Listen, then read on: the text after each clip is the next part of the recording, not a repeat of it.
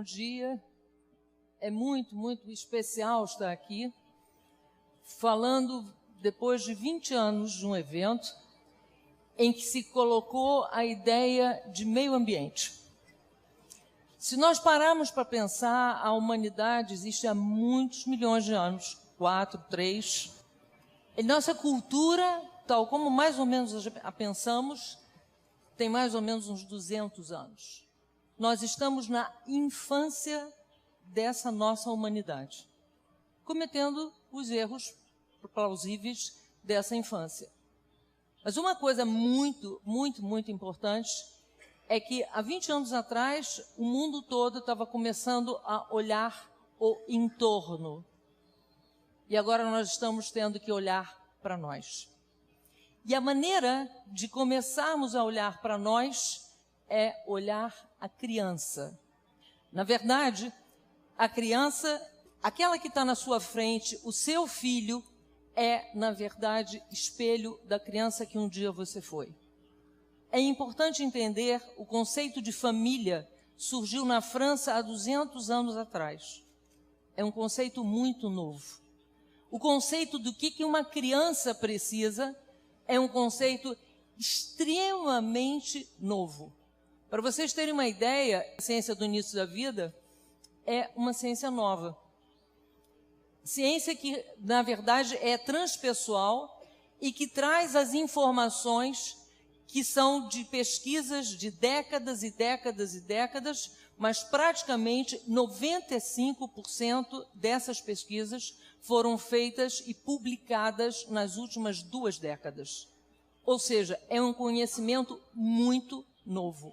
Então vamos parar para pensar, a ideia da ciência do início da vida é que ela se torne um projeto pedagógico que seja ensinada para as pessoas do 2º grau, que seja ensinada para as pessoas do 3º grau. É importante entender uma coisa: quando você concebe um bebê, você tem a sua própria concepção em jogo de novo. Como você foi concebido, com que consciência você foi concebido. Então, é importante entender que todas as histórias que você viveu, da sua concepção até principalmente os seus 3 primeiros anos de vida, você praticamente não tem lembrança nenhuma. Está no seu hardware, no lado do hemisfério direito, mas determina como você conduz a sua vida, pro resto da vida. Então, é possível hoje, com técnicas que eu chamo quânticas, limpar as matrizes, as histórias. Elas são fadadas a repetir. Se nós viemos há muitas e muitas gerações repetindo os mesmos erros, é exatamente por causa desse programa. Um monte de coisas que vocês têm hoje disponível é possível mudar.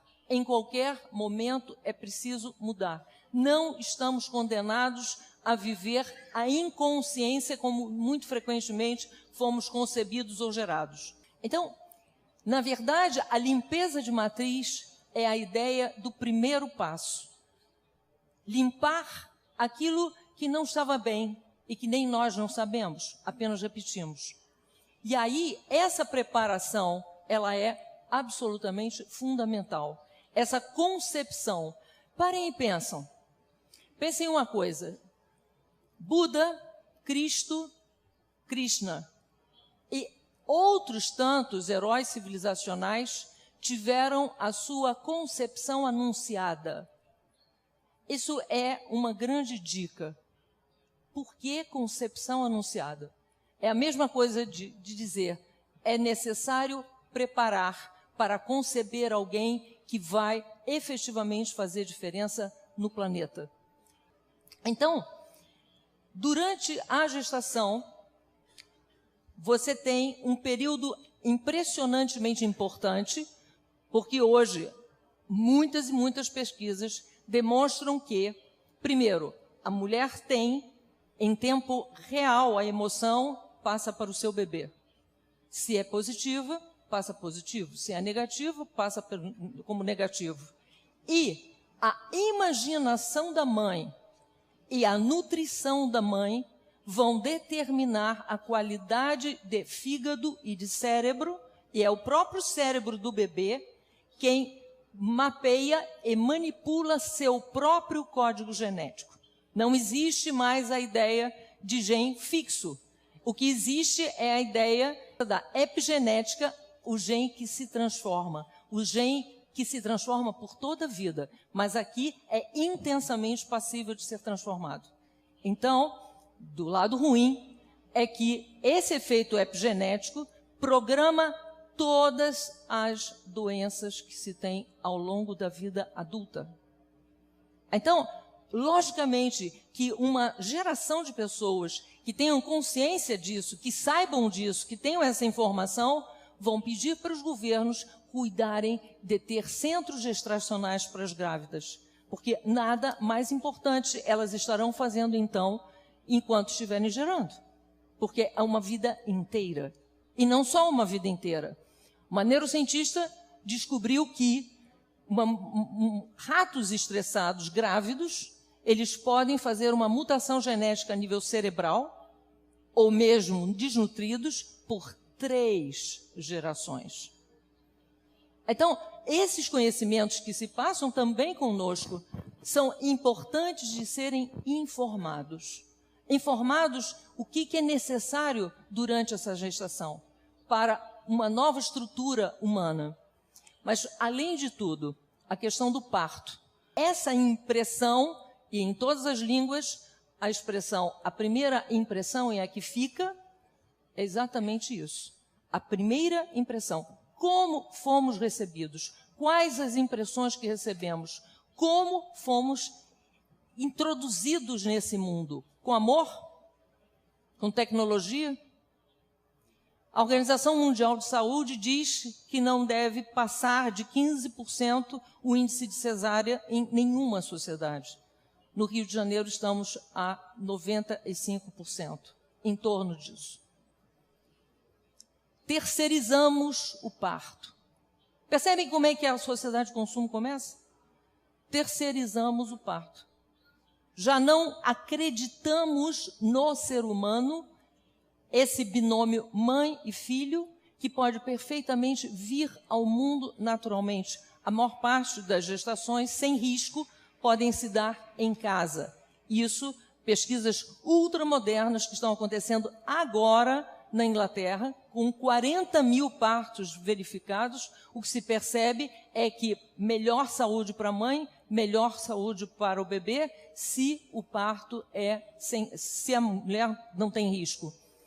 Então, versus o parto hospitalar. Então, o que acontece? Uma antropóloga americana, ela estudou o parto como ritual de passagem para a cultura que vai se criar durante uma sociedade. Então, nós separamos a criança, que durante aquelas 2 horas não poderiam de jeito nenhum ser separadas, colocamos num bercinho de acrílico e depois a gente não sabe como ter uma sociedade de consumo. Começa aí. Começa nessas impressões.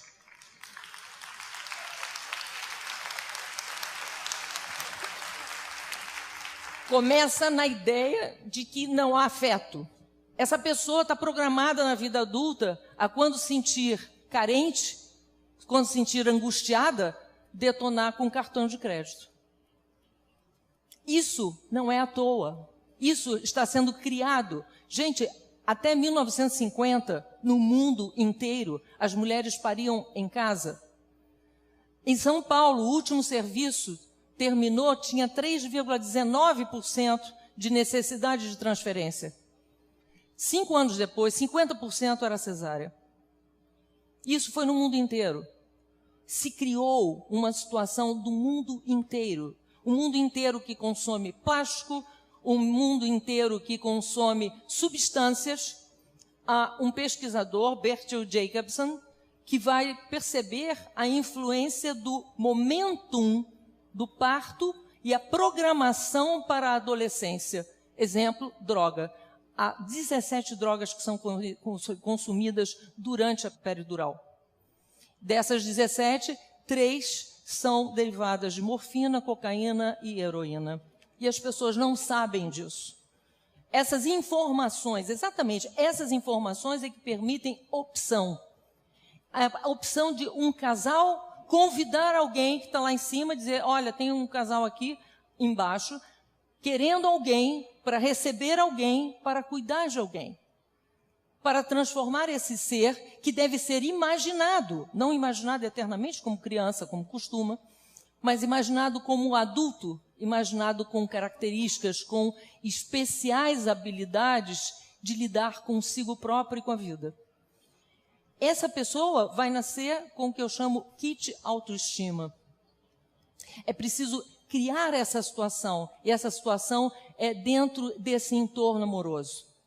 Então, depois, quando esse parto for digno e não abusado, e as estatísticas sobre abuso na condução do parto no Brasil é extremamente grave, em 17% e até mais. Então, depois do parto, o muito importante é o contato mãe-filho, não separar esse contato. Na verdade, nós precisamos juntar esse binômio mãe-filho.